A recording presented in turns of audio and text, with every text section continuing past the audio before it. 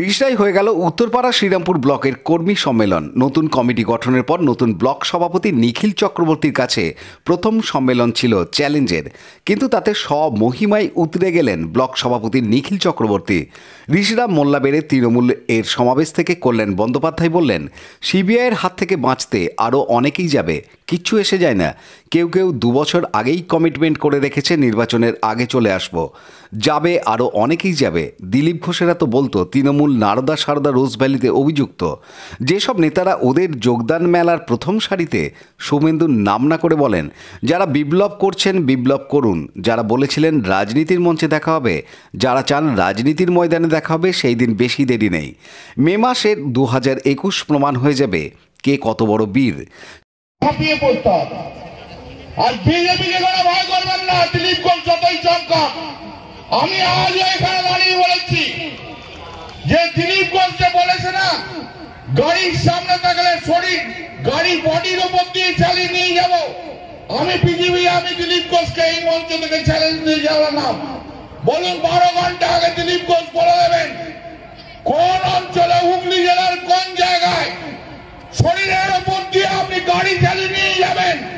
আমি দাঁড়িয়ে থাকবো, দেখি কেমন আপনি গাড়ি চালিয়ে নিয়ে যেতে পারেন। হয় সেদিন আমি বাঁচবো না, মরবো, হয় সেদিন আমি মরবো, না হলে সেদিন আপনি ফিরে যাবেন না ওইখান থেকে। আমরা পেশিবল অনেক, আমি জানি,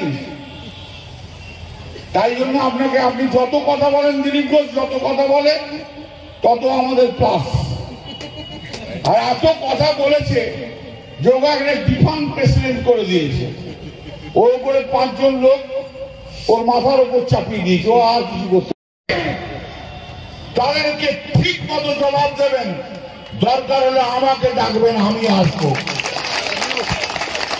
আমি আসবো। সারা শ্রীরামপুর ব্লকে একটাই হোর্ডিং হবে, একটাই থাকবে, মমতা বন্দ্যোপাধ্যায়ের ছবি আর আমরা দিদির সৈনিক।